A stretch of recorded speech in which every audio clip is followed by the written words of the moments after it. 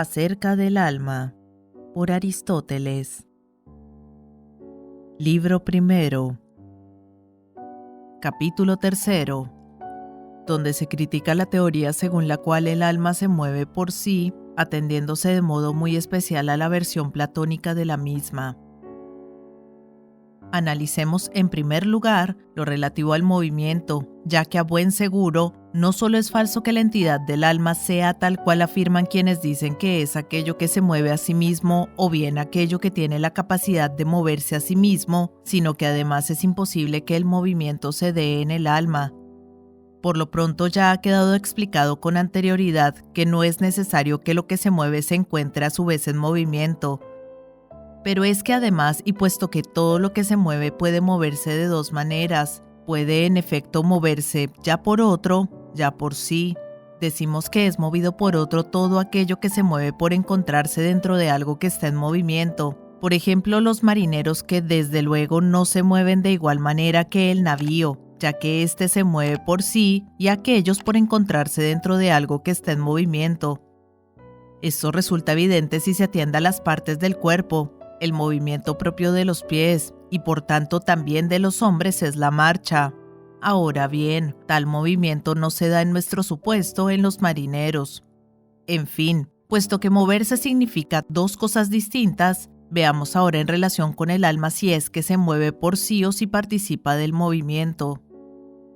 Puesto que son 4 las clases de movimiento: traslación, alteración, corrupción, crecimiento, el alma habrá de moverse o conforme a una de ellas, o conforme a varias, o conforme a todas. Por otra parte, si no es por accidente como se halla el movimiento habrá de corresponderle por naturaleza. Y si esto es así, entonces le corresponderá también por naturaleza el lugar, ya que todos los tipos de movimientos señalados se dan en un lugar. Así pues, si la entidad del alma consiste en moverse a sí misma, el movimiento no le corresponderá por accidente, como le ocurre a la blancura o a una altura de 3 codos. También estas están ciertamente en movimiento, pero por accidente, ya que lo que realmente se mueve es el cuerpo en que se encuentran.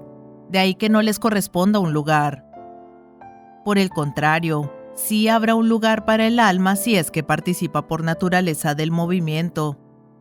Más aún, si el alma está dotada de un movimiento natural, podrá ser movida también violentamente, y si es movida violentamente, estará también dotada de un movimiento natural. Y lo mismo ocurre a su vez con el reposo, ya que el término ad quem del movimiento natural de algo constituye el lugar en que reposa naturalmente, así como el término ad quem del movimiento violento de algo es el lugar donde violentamente reposa. Ahora bien, ¿de qué tipo serían los movimientos y reposos violentos del alma? Es algo que no resulta fácil de explicar ni siquiera para los que se empeñan en hacer divagaciones. Más aún, si el alma se mueve hacia arriba, será fuego, si hacia abajo, será tierra, ya que estos son los movimientos de tales cuerpos. Y lo mismo ha de decirse respecto de los movimientos intermedios.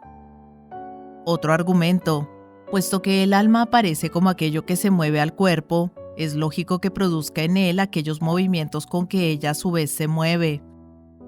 Pero si esto es así, será verdadera también la afirmación inversa, a saber, que el movimiento a que está sometido el cuerpo es el mismo a aquel a que está sometida el alma. Ahora bien, el cuerpo está sometido al movimiento de traslación, luego el alma se desplazará, al igual que el cuerpo, cambiando de posición ya en su totalidad, ya en alguna de sus partes. Pero si esto fuera posible, sería igualmente posible que volviera a entrar en el cuerpo después de haber salido de él, de donde resultaría que los animales podrían resucitar después de muertos. Por lo que al movimiento accidental se refiere, cabría que fuera producido por otro. Cabe en efecto que el animal sea impulsado violentamente, pero en cualquier caso, un ser al que corresponde entitativamente moverse por sí mismo, no le corresponde ser movido por otro a no ser accidentalmente, del mismo modo que lo que es bueno por sí y para sí, no puede serlo ni por otro ni para otro. Suponiendo que en realidad se mueva, lo más apropiado sería decir que el alma es movida por los objetos sensibles. Por lo demás, Si se mueve a sí misma, es obvio que está moviéndose, y por tanto, si todo movimiento consiste en que lo movido se aleje en cuanto tal, el alma se alejaría de su propia entidad, suponiendo que no se mueva accidentalmente, sino que el movimiento pertenezca por sí a su misma entidad. Los hay incluso que afirman que el alma imprime al cuerpo en que se encuentra los mismos movimientos con el que ella se mueve. Así Demócrito, cuyas afirmaciones resultan bastante cercanas a las de Filipo el comediógrafo. Este dice, en efecto, que Dédalo dotó de movimiento a la estatua de madera de Afrodita vertiendo sobre ella plata viva. Demócrito, por su parte, afirma algo parecido cuando dice que los átomos esféricos arrastran y mueven el cuerpo todo porque se hallan en movimiento, siéndoles imposible por naturaleza detenerse.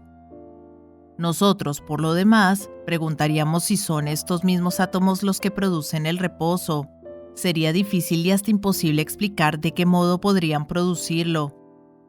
Aparte de que no parece que el alma mueva al animal en absoluto de este modo, sino a través de cierta elección e intelección. En esta misma línea, el Timeo presenta también una explicación de carácter físico sobre cómo el alma mueve al cuerpo. Al moverse ella misma, mueve simultáneamente al cuerpo por estar ligada a él. Y es que una vez que estuvo compuesta a partir de los elementos y dividida conforme a los números armónicos de manera que poseyera sensibilidad y armonía connaturales, y el universo se desplazara armónicamente, el demiurgo curvó en forma de circunferencia la trayectoria rectilínea. Además, tras dividir la unidad en dos circunferencias tangentes en 2 puntos, volvió a dividir una de ellas en 7 circunferencias, de manera que coincidieran las traslaciones del firmamento y los movimientos del alma. Pero en primer lugar, no es correcto afirmar que el alma sea una magnitud. Evidentemente, Platón da a entender que el alma del universo es como el denominado intelecto, y no como el alma sensitiva o aperitiva, ya que el movimiento de estas no es de traslación circular. Pues bien, el intelecto es uno y continuo a la manera en que es la intelección. La intelección, a su vez, se identifica con las ideas, y éstas constituyen una unidad de sucesión como el número y no como la magnitud. Luego el intelecto no tendrá tampoco este tipo de unidad, sino que o carecerá de partes, o en cualquier caso, no será continua a la manera de una magnitud. Además, si es magnitud, ¿cómo inteligirá? ¿Todo él o en alguna de sus partes? Se trataría en este caso de una parte entendida bien como magnitud, bien como punto, si es que procede llamar también parte a este último. Si intelige, pues, en un punto, es evidente que, al no ser estos infinitos, no podrá recorrerlos en absoluto. Si por el contrario intelige en una parte entendida como magnitud, inteligirá lo mismo múltiples o infinitas veces. Y sin embargo es obvio que puede hacerlo una sola vez. Por otra parte, si basta con que tenga contacto con el objeto en cualquiera de sus partes, ¿a qué viene el movimiento circular e incluso el tener en absoluto magnitud? Y si es necesario para que intelija que esté en contacto con el objeto en la totalidad de la circunferencia, ¿a qué viene el contacto en las partes? Más aún, ¿cómo inteligirá lo divisible con lo indivisible o lo indivisible con lo divisible? Sin embargo, el intelecto ha de ser necesariamente el círculo. El movimiento del intelecto es, en efecto, la intelección, así como el movimiento del círculo es la revolución. Por tanto, si la intelección es revolución, el intelecto habrá de ser el círculo cuya revolución es la intelección. Pero, ¿qué inteligirá siempre? Ha de inteligir siempre, desde luego, toda vez que el movimiento circular es eterno. Ahora bien, las intelecciones prácticas tienen límite, pues todas ellas tienen un fin distinto de sí mismas, y en cuanto a las intelecciones teóricas, están igualmente limitadas por sus enunciados. Todo enunciado es, en efecto, o definición o demostración. En cuanto a las demostraciones, no solo parten de un principio, sino que además tienen de alguna manera su fin en el silogismo o en la conclusión. Y si no tienen fin, desde luego que no regresan de nuevo al principio, sino que siguen una trayectoria rectilínea al avanzar asumiendo siempre un término medio y un extremo. El movimiento circular, por el contrario, regresa de nuevo al principio.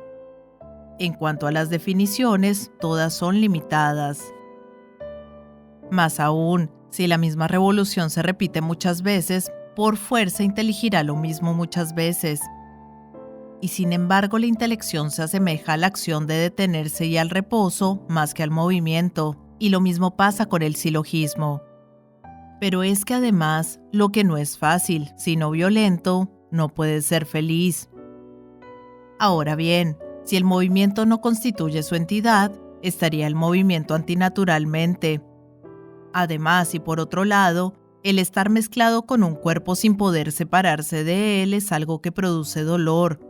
Tal unión, por tanto, ha de resultarle odiosa si es que, como suele decirse y es parecer de muchos, es mejor para el intelecto el no estar unido al cuerpo. También queda sin explicar, en fin, la causa de que el firmamento se desplace con movimiento circular, pues ni la entidad del alma es causa de este desplazamiento circular, sino que se mueve así por accidente, ni tampoco es el cuerpo la causa. En último término lo sería el alma en vez de él. Pero tampoco se especifica que se trata de algo mejor. Y sin embargo, Dios debió hacer que el alma se moviera circularmente precisamente por esto, porque es mejor para ella moverse que estar inmóvil, moverse así que de cualquier otra manera. Dejemos ahora a un lado tal investigación, puesto que es más bien propia de otro tratado.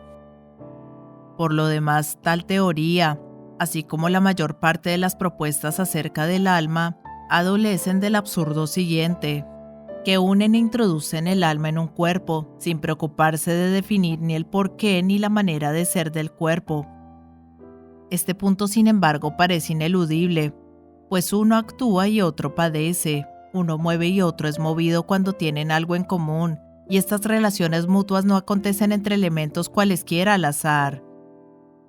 Ellos, no obstante, se ocupan exclusivamente de definir qué tipo de realidad es el alma, pero no definen nada acerca del cuerpo que la recibe, como si fuera posible, conforme a los mitos pitagóricos, que cualquier tipo de alma se albergara en cualquier tipo de cuerpo. Parece efectivamente que cada cosa posee una forma y una estructura peculiares. En definitiva, se expresan como quien dijera que el arte del carpintero se albergaba en las flautas. Y es que es necesario que el arte utilice sus instrumentos y que el alma utilice su cuerpo.